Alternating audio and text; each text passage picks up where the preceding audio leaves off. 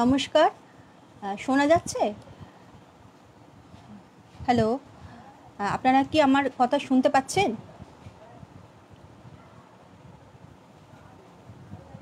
কেউ যদি একটু কমেন্টস করে জানান যে আমার আমার শব্দ শুনতে পাচ্ছেন, তাহলে একটু ভালো হয়। আচ্ছা আচ্ছা, সেন মহাশয় বলে দিয়েছেন, ঠিক আছে। নমস্কার, আমি মৌমিতা মণ্ডল বলছি। আমি দশম মহাবিদ্যা গ্রুপের একজন সদস্যা। অনেক দিন থেকেই আমি এই গ্রুপের সদস্যা, প্রথম মানে একদম সূচনা লগ্ন থেকে। আর দশম মহাবিদ্যা, মাতৃশক্তি, এই এই গ্রুপগুলোতে আমি অনেক দিন ধরেই সদস্য রয়েছি।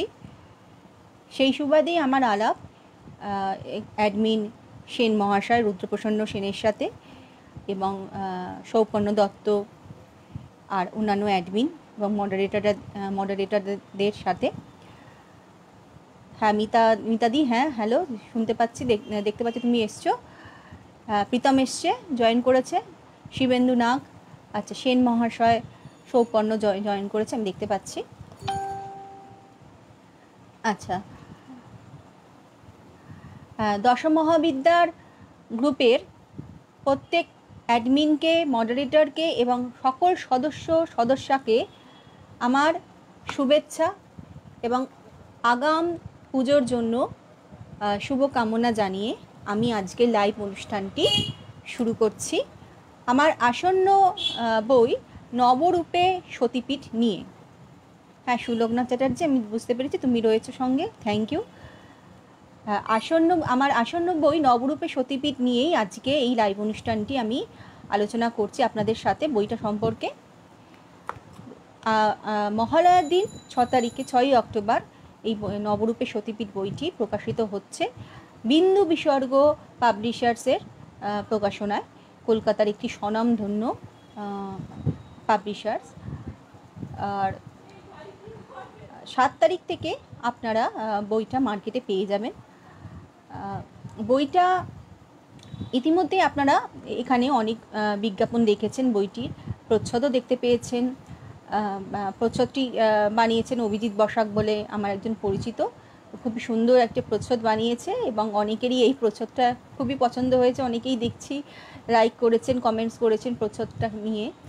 তো এবং প্রি বুকিং অলরেডি শুরু হয়ে গেছে। প্রি বুকিং শুরু হয়েছে, আপনারা লিঙ্কটা পেয়েই গেছেন, প্রকাশকদের ফোন নাম্বারগুলো পেয়েই গেছেন। গ্রুপের মধ্যেই আমি আমার যে বিজ্ঞাপনগুলো দিয়েছি এই বইটা সংক্রান্ত, তার মধ্যেই আপনারা সেই প্রকাশকদের ফোন নাম্বার পেয়ে যাবেন এবং তাদের পেজ বিন্দু বিসর্গ পাবলিশার্সের লিঙ্কও পেয়ে যাবেন। সেখানে আপনারা হোয়াটসঅ্যাপে বা মেসেঞ্জারে SMS করে কিংবা ফোন করে আপনারা বইটা বুক করতে পারবেন। বইটার মুদ্রিত মূল্য হচ্ছে 599 টাকা। হ্যাঁ, সকলকেই দোলন মিত্র দা, অভিনন্দন তোমাকেও, সুলগ্না তোমাকেও। আচ্ছা, বইটার মূল্য হচ্ছে 599 টাকা মুদ্রিত মূল্য, এবং প্রকাশকদের কাছ থেকে কিনলে আপনারা 25% ডিসকাউন্ট দিয়ে 450 টাকায় বইটা পেয়ে যাবেন এবং ডাক মারফত বইটা আপনাদের বাড়িতে পৌঁছে দেওয়া হবে। তার জন্য আলাদা যে মাশুল লাগবে সেটা আপনাদের দিতে হবে, শিপিং চার্জ আর কি যেটাকে বলে। তো বইটা কি রয়েছে, কি এত মূল্য কেন, বৈশিষ্ট্য কি, আমি একটু বলে দিচ্ছি। সকলের এই প্রশ্ন অনেকেই আমাকে করেছেন। বইটা হচ্ছে 528 পাতার একটি বই, 80 GSM কোয়ালিটির, গুড কোয়ালিটির যাকে বলে পাতাগুলো। আর হার্ড বাউন্ড হচ্ছে। কী বিষয় নিয়ে লাইভ পায়েল জিজ্ঞেস করছেন? এটা নবরূপে সতীপীঠ বইয়ের যেটা আসন্ন বইটা, আপকামিং যে আমার বই আসছে মহালয়ার দিনকে, সেই বইটা নিয়ে এখানে আলোচনা হচ্ছে। আচ্ছা, যেটা বলছিলাম যে হার্ড বাউন্ড হচ্ছে, বইটাতে 83টা সতীপীঠের দেবীর এবং মন্দিরের ছবি রয়েছে, 8টা কালারিং পাতা রয়েছে, তাই জন্য 22টা ব্ল্যাক অ্যান্ড হোয়াইট দশমহাবিদ্যা এবং দ্বাদশ জ্যোতির্লিঙ্গের ছবি রয়েছে। আচ্ছা, এইগুলো হচ্ছে তার বৈশিষ্ট্য। আচ্ছা, সাগ্নিক জয়েন করেছে, ঠিক আছে, আমি দেখেছি শাগনি, থ্যাংক ইউ। আচ্ছা, আর এই হলো বৈশিষ্ট্য বইটা। এবার বইটার বিষয়বস্তু সম্পর্কে আপনাদের একটু জানাই। আপনারা বুঝতেই পারছেন যে নবরূপে সতীপীঠ কথাটার মানে কি। সতীপীঠ যখন রয়েছে, তো সতীপীঠ মানে হচ্ছে, সতীপীঠের কাহিনী আপনারা সকলেই তো জানেন কম বেশি, যে এটা আমি আর বলছি না। তো সতীপীঠ সম্পর্কে 51টা যে সতীপীঠ আমাদের ভারতবর্ষে আর ভারতবর্ষের পার্শ্ববর্তী দেশগুলোতে ছড়িয়ে রয়েছে, প্রতিবেশী দেশগুলোতে, নেপাল, শ্রীলঙ্কা, পাকিস্তান এবং বাংলাদেশে, এই এবং এই সবকটা সতীপীঠ নিয়ে, 51টা সতীপীঠ নিয়ে আমার এই রচনা। 51 সতীপীঠে আপনারা ভাবছেন তার নতুনত্ব কী রয়েছে, কারণ 51 সতীপীঠ নিয়ে তো আগে তো অনেক বই হয়েছে। তো আমার এই বইটাতে নামটাই নবরূপে সতীপীঠ এই কারণে, কারণ বইটা সত্যিই নবরূপে 51 সতীপীঠ নিয়ে উপস্থাপন করেছি। কারণ এই নবরূপে সতীপীঠে আপনারা শুধু 51 যে প্রচলিত সতীপীঠ রয়েছে সেই সম্পর্কে জানতে পারছেন না, তার সাথেও যে যে সতীপীঠগুলো অজ্ঞাত রয়েছে সেই সতীপীঠগুলোও আপনারা জানবেন। যেমন একটা সতীপীঠ হচ্ছে পঞ্চসাগর সতীপীঠটা, তো সেই সম্পর্কে জানতে পারবেন। আর একটা রয়েছে কালমাধব যে সতীপীঠ, এবং অমরকণ্টকের যে সতীপীঠটা রয়েছে নর্মদা সতীপীঠ, সেটাও আপনারা এই অজ্ঞাত সতীপীঠটা জানতে পারবেন। কারণ নর্মদা সতীপীঠ নিয়ে সবার একটা ধারণা ছিল যে নর্মদা সতীপীঠটা বোধহয় অমরকণ্টকে নর্মদা নদীর উদ্গম স্থান থেকেই ওইখানেই সতীর ডান নিতম্ব পড়েছে, এটা বলা হয়েছে। কিন্তু আসলে সেইটা কিন্তু প্রকৃত সতীপীঠ নয়। সেই অমরকণ্টকেই কিন্তু সতীর ডান নিতম্ব পড়েছে, সেটা কিন্তু সোন নদীর উদ্গম স্থানে, সেই স্থানটার নাম হচ্ছে সোনমুড়া বলে। তো সেখানে আমার ভাই নিজে গিয়ে তথ্য জোগাড় করে এনেছে। ও যেহেতু আমার মাস্তুতো ভাই ভিলাইয়ে থাকে, তোকে আমি বলেছিলাম যে এই সতীপীঠটা সম্পর্কে যদি একটু তথ্য সংগ্রহ করে নিয়ে আসে, তো ও গিয়ে এখানে, আচ্ছা ক্যামেরাটা একটু নিচে করতে বলছে, আচ্ছা আচ্ছা এবার দেখা যাচ্ছে ঠিক মতো, এবার ঠিক মতো দেখা যাচ্ছে নিশ্চয়ই? হ্যাঁ হ্যাঁ, ঠিক আছে। তো সেই সতীপীঠ সম্পর্কে ও কিন্তু সেখান থেকে তথ্য নিয়ে এসছে আমার কাছে, এবং ছবিও নিয়ে এসছে। সেই ছবিও কিন্তু আমার বইতে রয়েছে, আপনারা পাবেন। এবং সেই সতীপীঠ সম্পর্কেও আপনারা বিভিন্ন তথ্য পাবেন। কারণ সতীপীঠের একটা বৈশিষ্ট্য হচ্ছে সেখানে ভৈরব থাকতেই হবে। তো নর্মদা সতীপীঠের ভৈরবের নাম হচ্ছে ভদ্রসেন। তো ওই মন্দিরে কিন্তু ভদ্রসেনের আলাদা করে একটা মন্দির রয়েছে, কিন্তু যেটা নর্মদা সতীপীঠে সেটা কিন্তু নেই। তো নর্মদা সতীপীঠ কিন্তু প্রকৃত সতীপীঠ নয়, মতবিরোধে ওটাকে বলা হয় সতীপীঠ, কিন্তু প্রকৃত সতীপীঠ কিন্তু ওই যেখানে সতীর ডান নিতম্ব পড়েছে সেইটা হচ্ছে সোনমুড়া সতীপীঠ। ঠিক আছে, সেরকমভাবেই এই যে কালমাধব যে সতীপীঠ, সেটা সম্পর্কেও কিন্তু মানুষের কোনো আগে ধারণা ছিল না। ঠিক আছে, তারা সকলেই বলতো যে শাস্ত্রতেও লেখা রয়েছে অমরকণ্টকেই কিন্তু সতীর বাম নিতম্ব মানে ওই কালমাধবে পড়েছিল, কিন্তু কালমাধবের কোনো প্রকৃত সন্ধান পাওয়া যায়নি। সেইটা কিন্তু পরে আবিষ্কৃত হয় উড়িষ্যার পুরীর কাছে বালিসাই বলে একটি জায়গা রয়েছে, সেখানে সতীর ডান নিতম্ব পড়েছিল, বাম নিতম্ব পড়েছিল। সেখানে সতীর নাম হচ্ছে শ্যামাকালী। এই শ্যামাকালী মন্দিরটা কিন্তু পুরীর যে রাজারা রয়েছে, গজপতি রাজা, তাদের কুলদেবী। তো সেই মন্দিরটা সম্পর্কেও কিন্তু আমি এখানে লিখেছি। আবার যে পঞ্চসাগর যে সতীপীঠটা, সেটা অনেকের বলতো আগে, ওটাও অজ্ঞাত ছিল। তো সেটা বলতো যে উত্তরাখণ্ডের লোহাঘাটের কাছে সেটা পড়েছে। সেখানে হয়তো একটা মন্দির আছে, কিন্তু সেটা কিন্তু প্রকৃত সতীপীঠ নয়। প্রকৃত সতীপীঠ কিন্তু অনেক দিন অজ্ঞাত ছিল।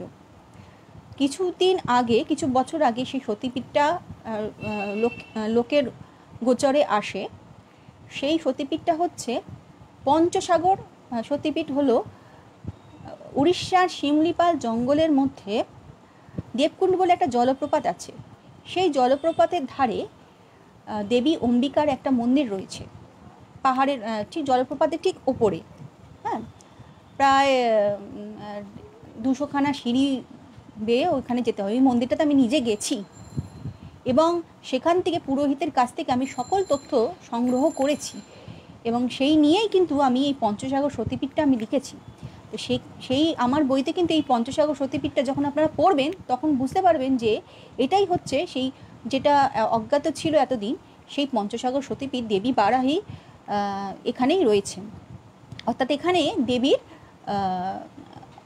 নিচের দাঁতের অংশটা এখানে পড়েছে। আচ্ছা, এই রকমভাবে অনেকগুলো অজ্ঞাত সতীপীঠ আপনারা পাবেন, 5-6টা। আচ্ছা, আর পাবেন একই সতীপীঠ নিয়ে কিন্তু বিভিন্ন দ্বিমত বা বহুমত রয়েছে। মানে দেবীর একই অংশ বলা হয় বিভিন্ন স্থানে পড়েছে।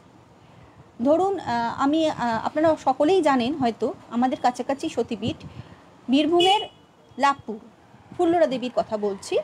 সেখানে বলা হয় দেবীর নিচের ঠোঁট অধ অষ্ট পড়েছে। তো আর একটা দাবি করে বর্ধমানে অট্টহাসি বলে একটা স্থান, সেও বলে যে সেই মন্দিরেও নাকি দেবীর নিচের ঠোঁটটা পড়েছে। মানে এরকমভাবে একই অঙ্গ নিয়ে দুটো মন্দিরের মধ্যে বিভিন্ন রকম মতভেদ রয়েছে। তো এই যে মন্দির এইরকম একই অঙ্গ নিয়ে যে মন্দিরের মধ্যে মতভেদ রয়েছে, আমি চেষ্টা করেছি সেই মন্দিরগুলো প্রত্যেকটাই আমার বইতে কভার করা, মানে প্রত্যেকটারই ডিটেল আমি বিশদভাবে আমি উল্লেখ করেছি আমার এই সতীপীঠ বইটাতে। তো সেই জন্যই একেবারে নবরূপের সতীপীঠ, মানে নতুনভাবে বলা হচ্ছে, একটা নতুনভাবে চিন্তা করে সেই লিখেছি। কারণ অন্যান্য সতীপীঠগুলোতে অন্যান্য সতীপীঠের যে বইগুলো আছে সেই সতীপীঠের বইগুলোতে আপনারা শুধুই 51 পীঠটা নিয়েই লেখা পাবেন, কিন্তু মতভেদ যেগুলোতে রয়েছে সেগুলো আসল না সেটা মানে মানুষের বানানো বা স্থানীয় বিশ্বাস মতে হয়েছে, সেটা কিন্তু আপনারা অতটা বিচার করতে পারবেন না। কিন্তু আমার বইটা পড়ে আপনারা নিজেরাই বুঝতে পারবেন যে কোনটা শাস্ত্র মতে আর কোনটা মানুষের স্থানীয় বিশ্বাস মতে তৈরি হয়েছে। তো তার আগে সতীপীঠ সম্পর্কে একটা বলে দিই। সতীপীঠ যে কোনো মন্দির হতে পারে না। সতীপীঠ বা শক্তিপীঠ বা সিদ্ধপীঠ দুটো কিন্তু আলাদা। মানে সতীপীঠ শক্তিপীঠ একই, আর সিদ্ধপীঠ যেটা বলবো সেটা কিন্তু সম্পূর্ণ আলাদা। সিদ্ধপীঠ মানে যেখানে সাধনা করে মানুষ কোনো সাধক সাধনা সিদ্ধি লাভ করেছেন, সেটাই হচ্ছে সিদ্ধপীঠ। সেটাকে সিদ্ধপীঠ বলতে পারেন। যেমন আদ্যাপীঠকে আমরা বলতে পারি সিদ্ধপীঠ, তারাপীঠকে বলতে পারি আমি সিদ্ধপীঠ। হ্যাঁ, তবে তারাপীঠ নিয়েও কিন্তু বিতর্ক রয়েছে। তারাপীঠকে যেমন সিদ্ধপীঠ বলা হয়, তেমনি তারাপীঠ আবার সতীপীঠও।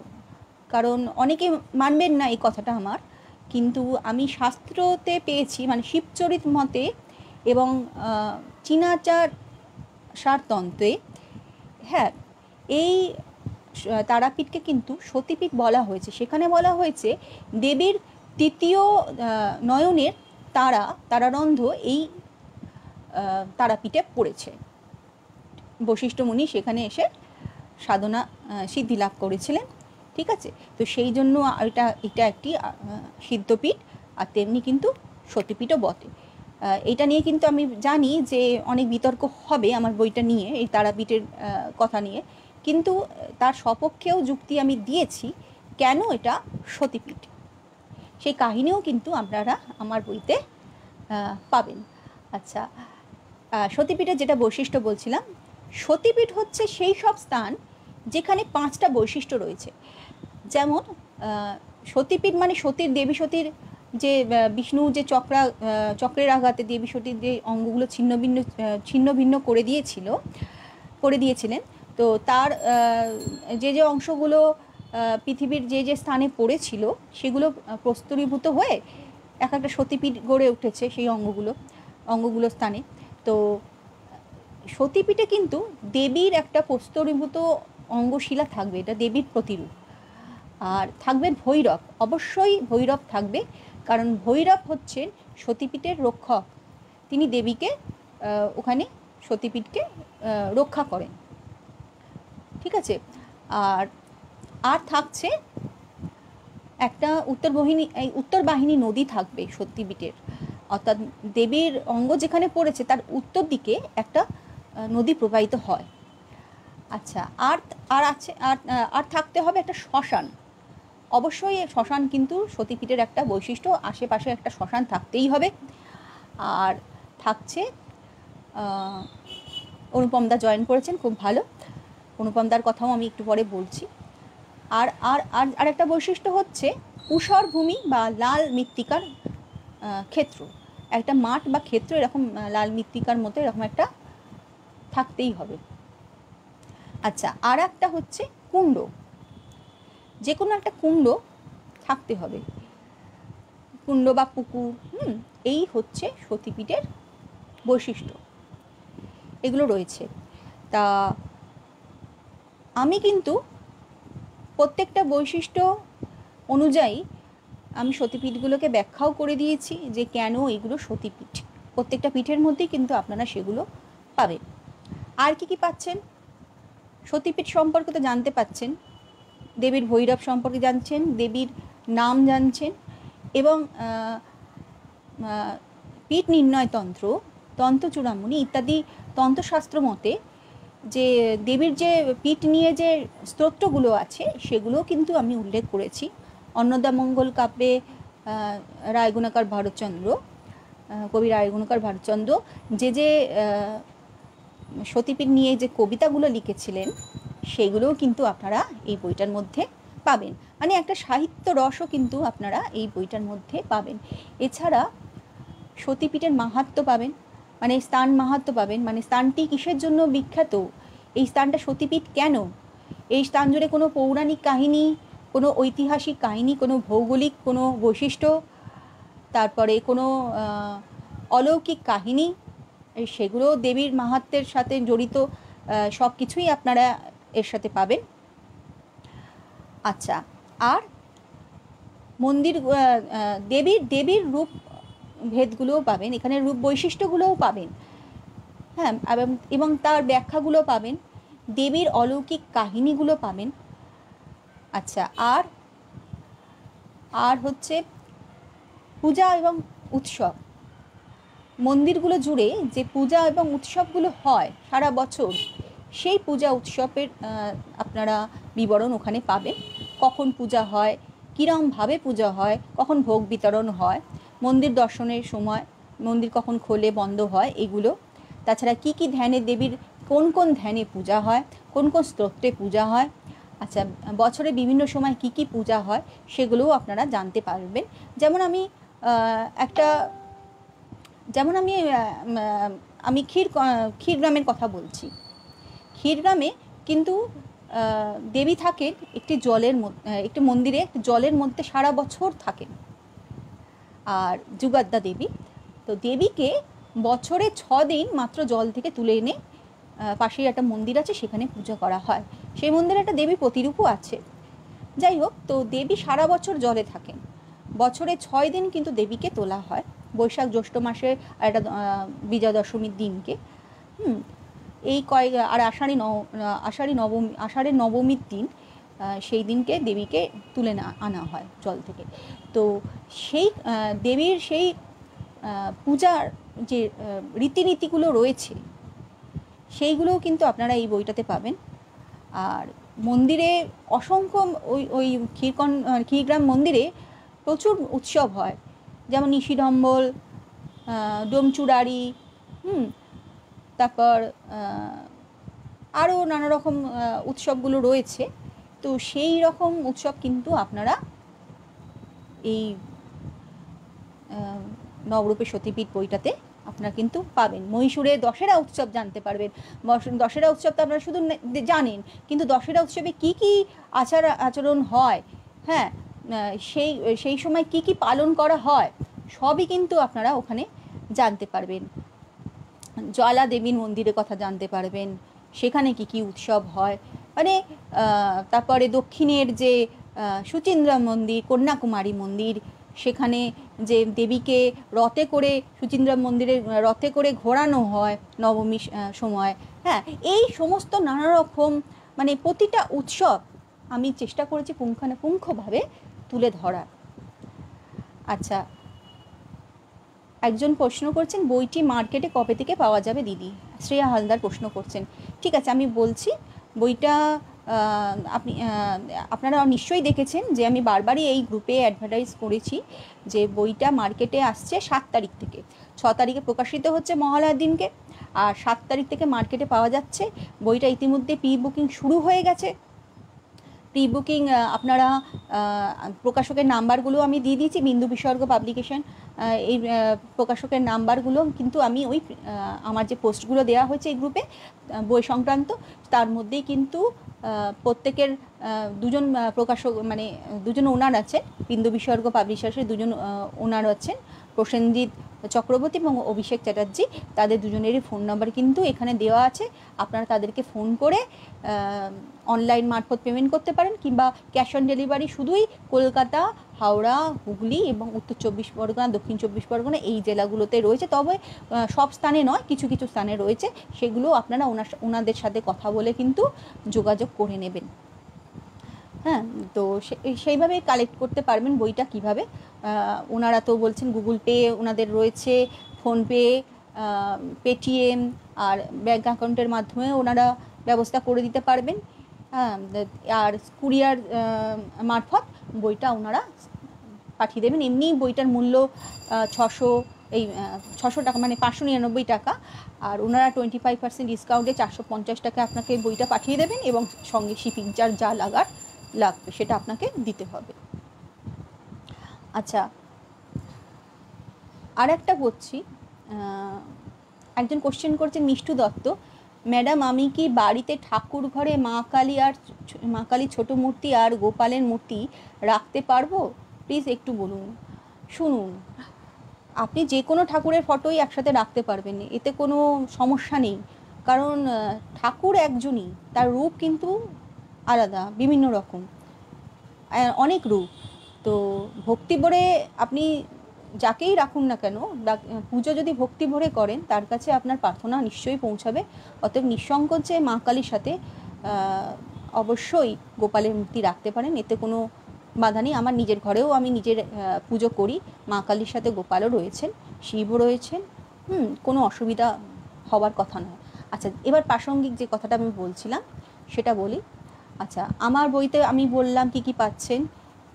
সতীপীঠগুলো সম্পর্কে জানতে পাচ্ছেন, সতীপীঠের ইতিহাস জানতে পাচ্ছেন, সতীপীঠের কাহিনীগুলো জানতে পাচ্ছেন, আর তার সঙ্গে বিভিন্ন ঐতিহাসিক ভৌগোলিক বৈশিষ্ট্যগুলো আপনারা জানতে পাচ্ছেন। অর্থাৎ ইতিহাস, ভূগোল এবং ধর্ম, এই 3টি কাহিনী তো আপনারা জানছেন, তার সঙ্গে দেবীর অলৌকিক কাহিনীগুলো, অর্থাৎ সাহিত্য রসও কিছুটা আপনারা এর মাধ্যমে আস্বাদন করতে পারবেন।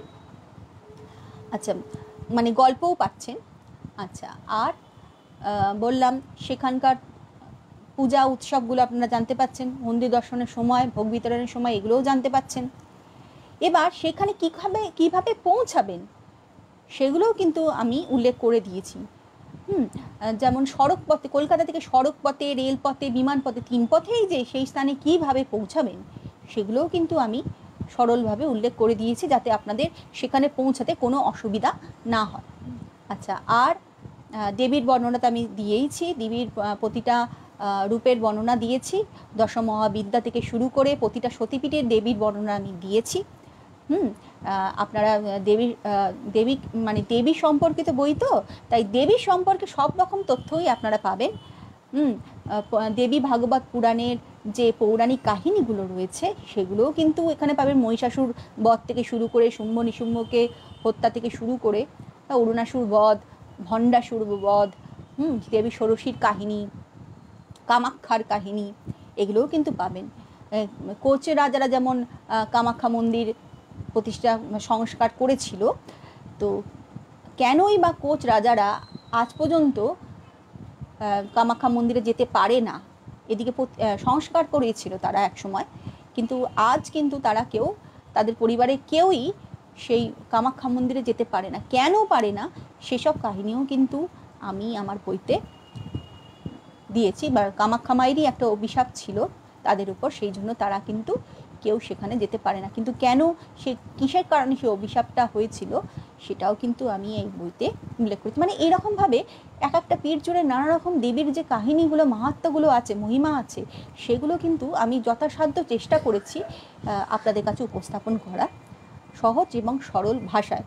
আচ্ছা, এবার মন্দিরগুলো তো কীভাবে আপনারা যাবেন সেগুলো আমি বললাম, সেগুলোও আমি লিখেছি, উল্লেখ করেছি। আর হ্যাঁ, একজন বলছেন অদিতি সরকার, দিদি দশম মহাবিদ্যা সম্পর্কে কিছু জানতে চাই। অবশ্যই দশম মহাবিদ্যা সম্পর্কেও কিন্তু আমি এই বইতে উল্লেখ করেছি যে কিভাবে দশম মহাবিদ্যার উৎপত্তি হয়। সতী যখন শিব যখন চাইছিলেন না সতীকে দক্ষযজ্ঞে যেতে দিতে, বাধাদান করছিলেন, সতী তখন কিন্তু দশম মহাবিদ্যা রূপ ধারণ করেছিলেন, শিবকে ভয় দেখিয়েছিলেন যাতে তাকে তার স্বামী যাতে তাকে তার পিতার গৃহে যেতে দেয়, অনুমতি দেয়। তো সেইগুলোও কিন্তু আমি আমি দশম মহাবিদ্যার কথাও কিন্তু আমি উল্লেখ করেছি এবং তাদের স্তোত্রও কিন্তু আমার বইতে উল্লেখ করেছি, তাদের রূপগুলোও দিয়েছি।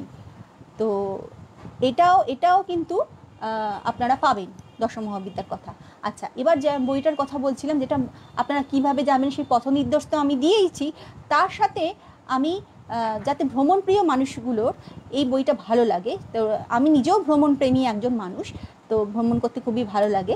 তো সতীপীঠ তো গেলে শুধু সতীপীঠ দেখবেন তা তো নয়, আপনারা সতীপীঠ যাচ্ছেন দেখতে, টাকা পয়সা খরচ করে যাচ্ছেন, হ্যাঁ, শুধুই মায়ের ভক্তির জন্য যাচ্ছেন সেটা তো বড় কথা, সবচেয়ে বড় কথা সেটা তো নিশ্চয়ই।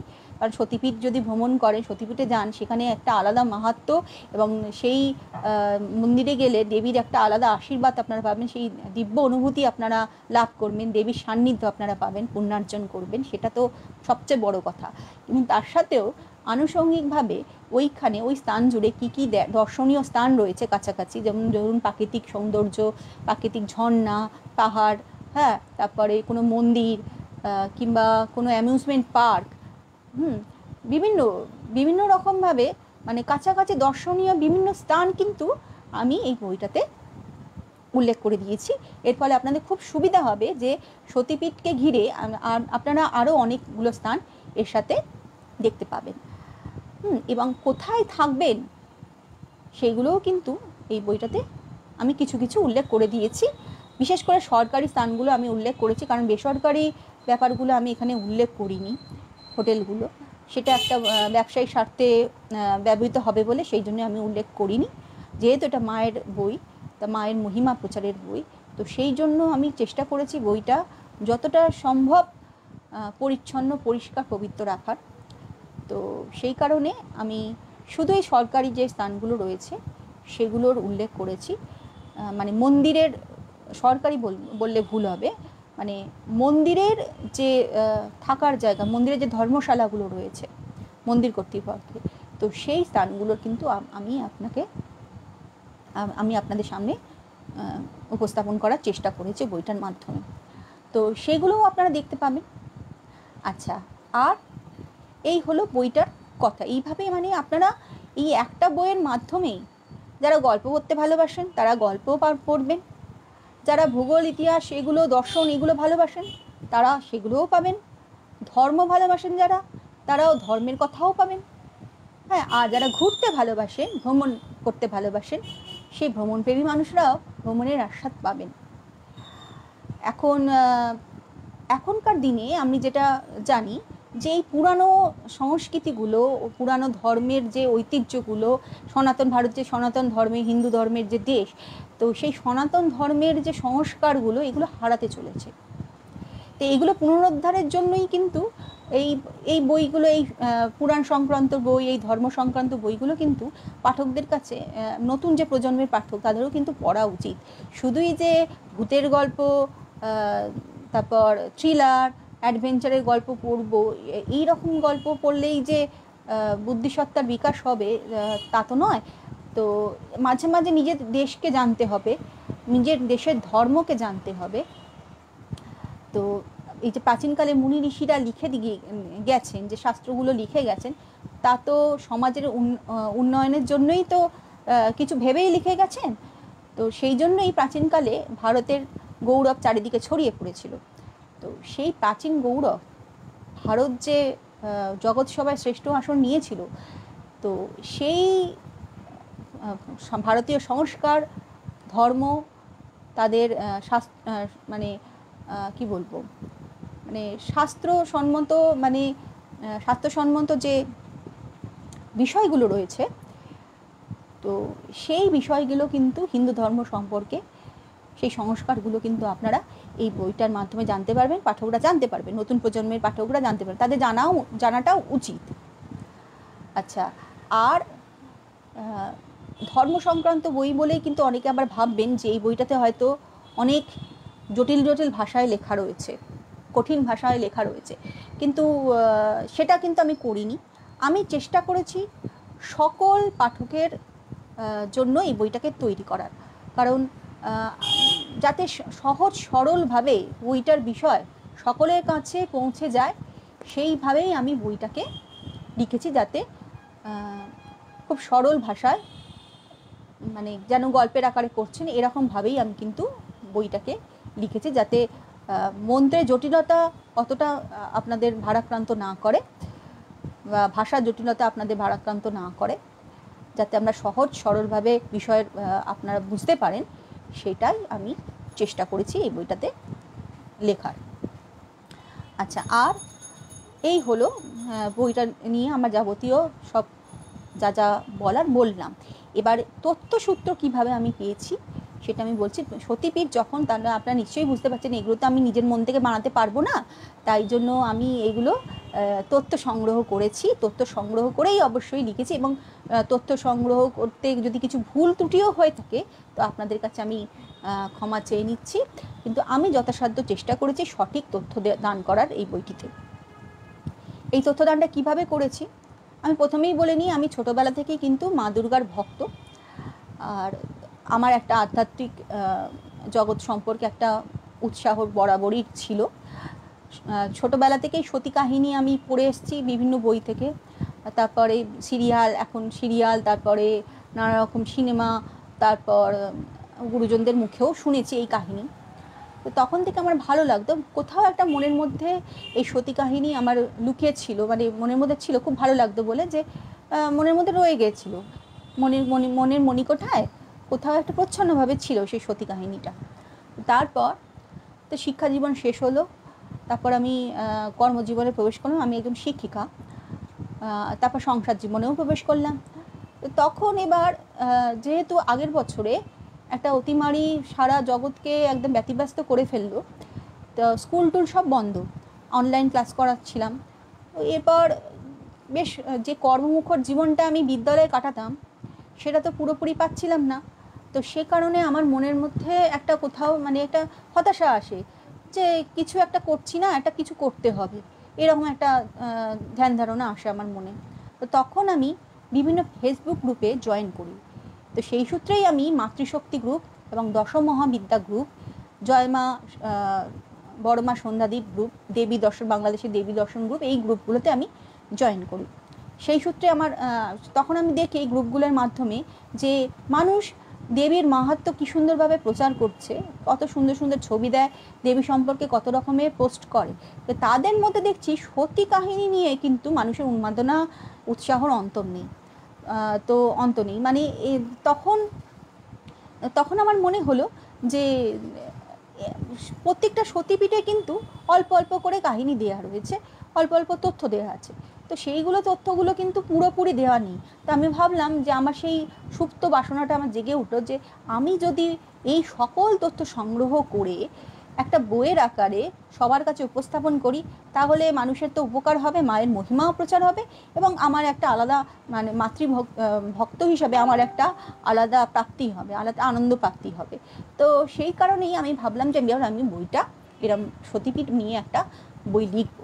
তো তখন এবার তথ্য কালেক্ট করতে আমি এই গ্রুপগুলোর অ্যাডমিন, যেমন আমাদের দশম মহাবিদ্যা মাতৃশক্তির অ্যাডমিন রুদ্রপ্রসন্ন সেন মহাশয় এবং সৌপর্ণ দত্ত এবং আরও অনেকে রয়েছেন, তাদের কথা আমি উল্লেখ করছি। তো সেন মহাশয়ের সঙ্গে আমার কিন্তু আলাদাভাবে আমি ওনার সাথে যোগাযোগ করি এবং ওনাকে বলি যে এই ব্যাপারটা আমাকে একটু যদি সাহায্য করেন। তো বলতেনি উনি আমাকে ভীষণভাবে সাহায্য করেছেন কিভাবে তথ্য কালেক্ট করব, হ্যাঁ, কিভাবে কোন কোন সদস্যের সঙ্গে কথা বললে আমি তথ্য পাবো, সেগুলোও কিন্তু উনি আমাকে বলেছেন।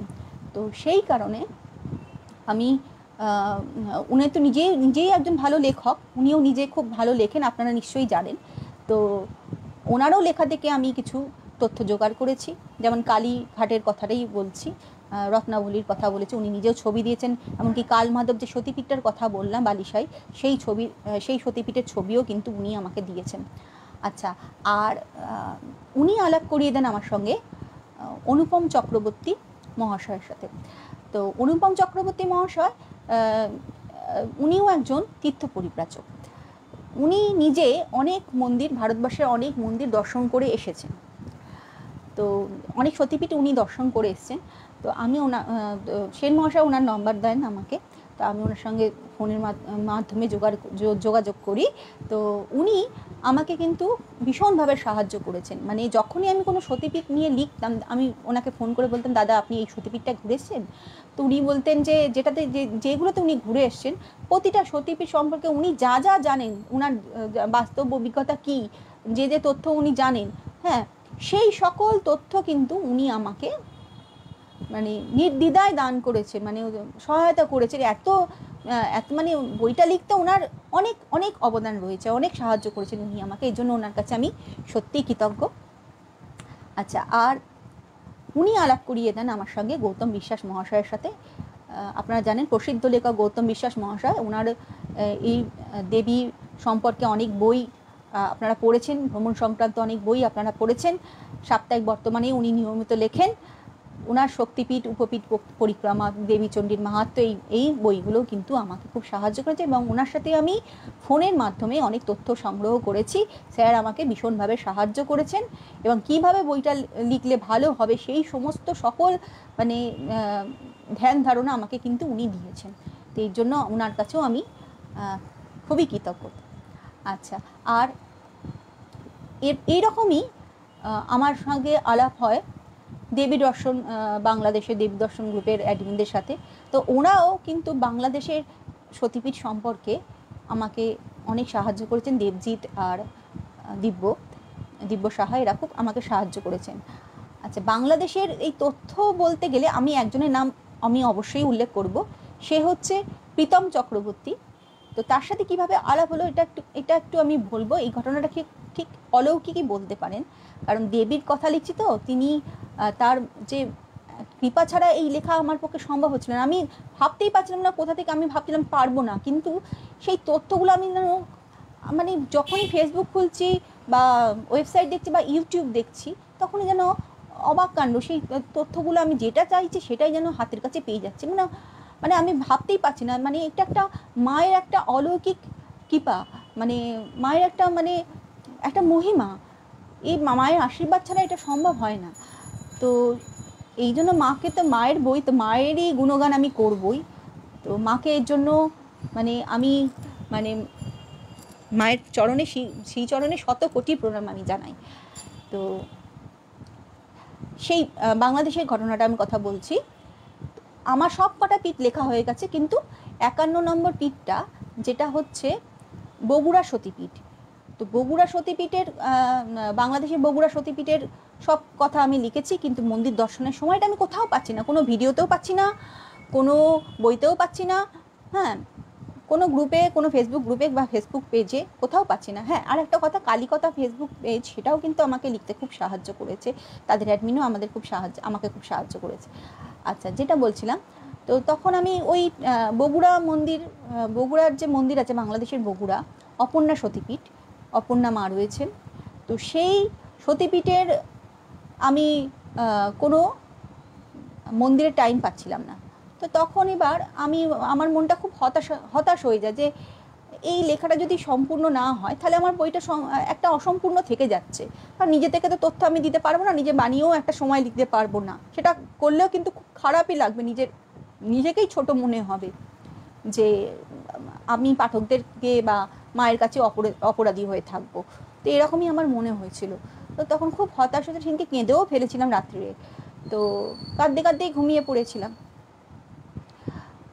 আমি পরের দিন একটা পোস্ট করেছিলাম, পরের দিন না, আমি একটু ভুল বললাম, আগের দিনই আমি একটা রাত্রিরে একটা পোস্ট করেছিলাম। আমার জানা অজানা বলে একটা পেজ আছে, সেখানে মা অপর্ণার একটা ছবি দিয়ে আমি পোস্ট করেছিলাম।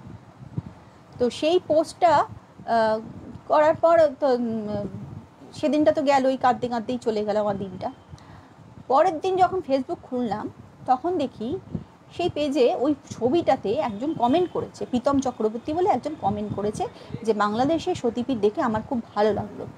সেই লিঙ্কটা আমি আপনাদের এই ডেসক্রিপশান বক্স, মানে এই লাইভটা শেষ হয়ে যাক, এই কমেন্টের ওখানে আমি দিয়ে দেবো, ওই যেখানে ওই আমি পোস্টটা করেছিলাম তার লিঙ্কটা আমি এখানে অবশ্যই দিয়ে দেবো, সেটা আপনারা নিজেরাই দেখতে পাবেন যে আমি সত্যি বলছি না মিথ্যে বলছি। যাই হোক, তো তারপর তো ও বলে যে ও আমার চেয়ে ছোটো অনেক, তাই ওকে ভাই বলি আমি। তো প্রীতম বলে যে এরকম আমাদের বাংলাদেশের সতীপীঠ দেখে আমার খুব ভালো লাগছে, এরকম একটা লিখেছিল, কমেন্ট করেছিল। তো তখন আমি বলেছি যে আপনি কি ওখানে থাকেন? বলছে হ্যাঁ আমি ওখানে থাকি। তখন আমি তাকে ইনবক্স করি যে আমাকে একটু দয়া করে ওই মন্দিরের টাইমিং সম্পর্কে একটু জানাবেন। তো তখন ও বলে আমাকে একটা সপ্তাহ সময় দাও দিদি, আমি জোগাড় করে দেবো। তো সত্যি বলতে কি, একটা সপ্তাহ পরে ও কিন্তু মন্দিরে গিয়ে শুধু মন্দিরের সময় না, আরও অজানা অনেক তথ্য সেগুলো আমাকে বলেছে, সেগুলোও কিন্তু আমি বইতে উল্লেখ করেছি। এর জন্য আমি প্রীতমকেও অসংখ্য ধন্যবাদ জানাই।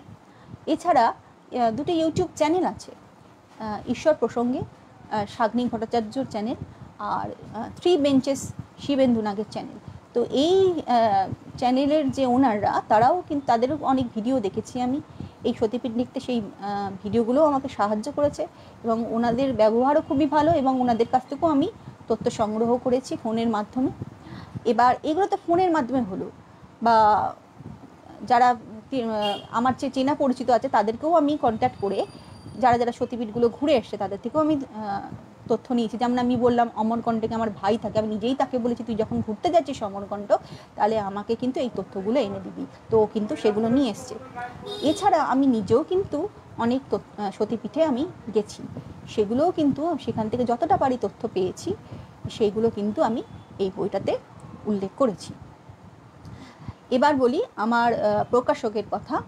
বিন্দু বিসর্গ পাবলিকেশন বা পাবলিশার্স, বিন্দু বিসর্গ পাবলিশার্সের কর্ণধার অভিষেক চ্যাটার্জি এবং প্রীতম এবং প্রসেনজিৎ চক্রবর্তী, এই দুজন ভদ্রলোক কিন্তু আমাকে প্রথম থেকেই বইটা কিভাবে লিখতে হবে সেটা কিন্তু একটা ধ্যান ধারণা দিয়েছিলেন। তো সেই অনুযায়ী কিন্তু আমি নিজের ভাষায় বইটা লিখে সাজিয়ে আপনাদের কাছে উপস্থাপন করতে পারছি। তো এই জন্য ওনাদেরকে অসংখ্য ধন্যবাদ জানাই। আর ওনাদের সঙ্গে আমার আগেও পরিচয় ছিল, কারণ আমি আগেও অনেক পত্রপত্রিকায় লিখেছি, সেই সূত্রেই ওনাদের সাথে আমার আলাপ হয়। আমার সাপ্তাহিক বর্তমানেও আমার লেখা বেরিয়েছে। তো যাই হোক, এইভাবেই ওনাদের সাথে আলাপ হয় এবং ওনারা কিন্তু আমাকে ভীষণভাবে সাহায্য করেছেন কীভাবে লেখাটা লিখতে হবে, এবং যথেষ্ট টাইম দিয়েছেন যে এগুলো লিখুন আপনি ভালো করে, আপনি চিন্তা করবেন না যে বিষয়টা দীর্ঘায়িত হচ্ছে বা পেজ সংখ্যা বেশি হয়ে যাচ্ছে, কিন্তু মানুষের কাছে আপনি এই তথ্যগুলো পৌঁছে দিন। তো এইভাবে ওনারা আমাকে খুব হেল্প করেছে। এই হলো, এবং আমার পরিবারের সদস্যদের কথাও আমি বলবো, যারা আমাকে এই বইটা লিখতে উৎসাহ দান করেছেন। দিনের পর দিন, রাতের পর রাত, আমি তো জেগেই রাত্রি জেগে অনেকটা টাইম নিয়ে আমি ওইগুলো লিখেছি। তো সেই জন্য আমার স্বামীকে আমি ধন্যবাদ জানাই, আমার স্বামী রাজস্বী মণ্ডলকে, সেও কিন্তু আমাকে এই বইটা লিখতে অনেক উৎসাহ দিয়েছেন। আমার মা, আমার বোন মধুমিতা মান্না, আমার শাশুড়ি মা, আমার যা এবং ভাসুর মশাইকে, এবং একজনের নাম আমি উল্লেখ করব, আমার ভাসুরপো আর্য মণ্ডল। সে কিন্তু খুব উৎসাহী যে কাকিমণির বই বেরোবে। তো সে প্রথম থেকে কবে বেরোবে বলেই যাচ্ছে। তো এবার তো মহলার দিন বেরোচ্ছে, যে সে খুব খুশি। এছাড়া আমার দুটো ছাত্রীর কথা বলবো, দেবলীনা দত্ত এবং ইন্দ্রাণী দলপতির কথা বলবো। এরা কিন্তু মানে আমাকে খুব ভালোবাসে, এবং এই বইটা প্রচারে কিন্তু এরা খুবই আমাকে সাহায্য করেছে। ইন্দ্রাণী তো প্রথম থেকেই আমাকে বলে, লেখাগুলো আমি ওকেও পাঠাতাম যে দেখ তো এই লেখাগুলো কেমন লাগবে, মানুষের কাছে কি পৌঁছাবে, তখন ও বলতো, ও পড়তো ঘটনা গল্পগুলো মানে সতী কাহিনীগুলো বা সতীপীঠগুলো নিয়ে পড়তো, তখন ও বলছে যে ম্যাডাম আমার তো ভীষণ ভালো লেগেছে, এবার আশা করি পাঠকগণেরও কিন্তু এই কাহিনীগুলো ভালো লাগবে, বইটা ভালো লাগবে। যাই হোক, ও আমাকে অনেক রকমভাবে উৎসাহ দিয়েছে, তো ওকেও আমি শুভেচ্ছা জানাচ্ছি, ধন্যবাদ জানাচ্ছি। আচ্ছা, এই তো হলো। এবার আমার বইটা প্রকাশ করছি, সব কিছুই হচ্ছে মা দুর্গার কৃপায়, কিন্তু একটা মনের মধ্যে একটা কোথাও একটা দুঃখ আমার মধ্যে রয়েছে, কারণ আমি চেয়েছিলাম যদি আমার বইটা আমার শ্বশুরমশাই এবং আমার বাবা যদি আজকে বেঁচে থাকতেন, তারা খুব খুশি হতেন বইটা প্রকাশ করতে। গত 1 বছর আগে তারা মারা গেছেন 2020 সালে এবং 2019 সালের শেষে। আমার শ্বশুরমশাই ছিলেন রামকৃষ্ণ বেলুড়মঠ রামকৃষ্ণ মিশনের রামকৃষ্ণ শিক্ষণ মন্দিরের প্রাক্তন অধ্যক্ষ। তিনি একজন সুবক্তা ছিলেন এবং তিনিও কিছু লেখালেখি করতেন। তো আমার মধ্যেও এই প্রতিভা ছিল বলে তিনি খুব উৎসাহিত করেছিলেন আমাকে, তারও অবদান আছে আমার এই লেখালেখির পেছনে উৎসাহদানের জন্য। আর আমার বাবা তো প্রথম থেকেই আমাকে ছোটোবেলা থেকে নানা বিষয়ে উৎসাহ দিয়ে এসেছিলেন। আজকে তিনি যদি আমাদের মাঝে বেঁচে থাকতেন, তাহলে আমার খুবই আনন্দ হতো, মানে কি বলবো সেটা। ঠিক আছে, সেই ব্যাপারটা না হয় হলো না, আর কি করব। তো আপনাদের ভালোবাসা, মায়ের আশীর্বাদ এবং গুরুজনদের আশীর্বাদ এবং আমার প্রিয়জনদের শুভেচ্ছা, সকলের শুভেচ্ছাতেই আমি আজকে আসন্ন মহালয়ার দিনে 6ই অক্টোবর বইটা প্রকাশ করতে পারছি। এজন্য সকলকেই আমি ধন্যবাদ জানাচ্ছি। বইটা পড়ে আপনাদের কেমন লাগলো অবশ্যই আপনারা এই গ্রুপে কমেন্ট করবেন। অনেকেই তো বইটা সংগ্রহ করছে, ইতিমধ্যে শুনেছি প্রি বুকিং শুরুই হয়ে গেছে। আপনারা এই গ্রুপের মধ্যে লিঙ্ক দেওয়া আছে, আপনারা দেখে নেবেন। আমার পোস্টেই কিভাবে ফোন করতে হবে, কোথায় ফোন করতে হবে সব দেওয়া আছে, আপনারা সেখানে ফোন করে বুকিং করে নিন। এখনও প্রি বুকিং চালু আছে। মহালয়ার দিন তো প্রকাশ হচ্ছেই, 7 তারিখ থেকে বইটা মার্কেটে অ্যাভেলেবেল হবে, কল স্ট্রিটেও পাওয়া যাবে। আর কোথায় কোথায় পাওয়া যাবে সেই ডিটেলসগুলো পরবর্তীকালে আমি গ্রুপেতেই দিয়ে দেবো। আপনারা বইটা শীঘ্রই সংগ্রহ করুন এবং প্রিয়জনদের উপহার দিন, খুবই ভালো লাগবে। যেহেতু এটা মায়ের বই, তাই যারা মাকে ভালোবাসে, মায়ের সাধনা করে, মায়ের ভক্ত, তাদের কাছে যদি আমি এই বইটা হাতে পৌঁছে দিতে পারি, মায়ের মহিমা যদি পৌঁছে দিতে পারি, গৌরব গাথা যদি পৌঁছে দিতে পারি, তাহলে আমার একটা পরম প্রাপ্তি হবে। অবশ্যই আপনারা আমাকে এই গ্রুপের মাধ্যমে বইটা সংগ্রহ করার পর হাতে নিয়ে বইটা কিংবা একটা ছবি দিয়ে কিংবা ভিডিও করে অবশ্যই পাঠ প্রতিক্রিয়া জানাবেন। আমারও খুব আনন্দ হবে। তাহলে আমিও যদি কোনো কিছু ভুল ত্রুটি থাকে, তাহলে আমি পরবর্তীকালে যে নতুন এডিশন বেরোবে, নেক্সট এডিশন বেরোবে, সেখানে আমি সেই ত্রুটিগুলোকে মানে সেই ত্রুটি সরিয়ে আমি নতুন করে আরও যাতে সঠিক তথ্য দিয়ে লেখা যায় সেটার চেষ্টা করব। সকলকে আমি ধন্যবাদ জানাই। সকলে ভালো থাকুন, সুস্থ থাকুন। আর কি কারোর কোনো কোশ্চেন যদি থাকে তাহলে করতে পারেন। আর কারোর কি কোনো কোশ্চেন আছে এই বিষয়ে, সতীপীঠ সম্পর্কে বা আমার বই সম্পর্কে, তাহলে আমাকে করতে পারেন। প্রিয়া চট্টোপাধ্যায় বলছে বেশ লাগছে, ধন্যবাদ প্রিয়া। মলয় বর্ধন বলছেন অনেক অভিনন্দন দিদি, তোমার লেখা প্রথম বইয়ের জন্য অনেক শুভকামনা রইল। হ্যাঁ হ্যাঁ ভাই, ধন্যবাদ তোমাকেও। বইটা পড়ো। মলয় ইতিমধ্যেই বইটা সংগ্রহ করেছে, আমাকে খবরও দিয়েছে। আচ্ছা, এবার অনেকটাই সময় আপনাদের আমি নষ্ট করে ফেললাম। আপনারা যে এই লাইভ অনুষ্ঠানে আমার সঙ্গে থেকেছেন, এর জন্য আপনাদের অসংখ্য ধন্যবাদ জানাই। ভালো থাকুন, সুস্থ থাকুন। আর সামনেই পুজো আসছে, সকলেই পুজো খুব ভালো, সকলেরই খুব পুজো ভালো কাটুক এই কামনাই করি। আর দশমহাবিদ্যা গ্রুপের অ্যাডমিনদের আমি ধন্যবাদ জানাই এবং সদস্যদেরও ধন্যবাদ জানাই এবং এই গ্রুপের শ্রীবৃদ্ধি কামনা করি। এই গ্রুপটি মায়ের মহিমা যে এত সুন্দরভাবে প্রচার করে, এর জন্য কিন্তু গ্রুপের অ্যাডমিনদের সেন মহাশয়কে আমার অসংখ্য ধন্যবাদ, সৌপর্ণ দত্তকেও আমার অসংখ্য ধন্যবাদ। তোমরা ভালো থেকো, সকলেই ভালো থাকুন এই কামনা করছি। আচ্ছা, প্রিয়া চট্টোপাধ্যায় বলছেন একটা প্রশ্ন ছিল। হ্যাঁ বলুন, কি বলছেন? আচ্ছা, যদি কোনো প্রশ্ন থেকে থাকে আমি বরঞ্চ এই লাইভটা শেষ হয়ে যাবে, যেহেতু অনেকটা সময় চলে গেছে, তো এই লাইভটা শেষ হয়ে যাবার পরেই আমি কিন্তু কমেন্ট বক্সে আমি সব আপনারা কোশ্চেন করবেন, আমি উত্তর দেওয়ারগুলো চেষ্টা করব, ঠিক আছে? তো আজকে প্রিয়া, তোমার যা কোশ্চেন করার আছে তুমি কমেন্ট বক্সে করে রাখো, আমি লাইভটা শেষ হয়ে গেলে তারপর সেই প্রশ্নের উত্তরগুলো আমি দেওয়ার চেষ্টা করছি, ঠিক আছে? তাহলে সকলে ভালো থাকবেন, সুস্থ থাকবেন এই কামনাই করি। পুজোটা ভালো কাটুক, সুস্থ থাকুক, খুব সুস্থ থাকুন আর খুব ভালোভাবে পুজো কাটান।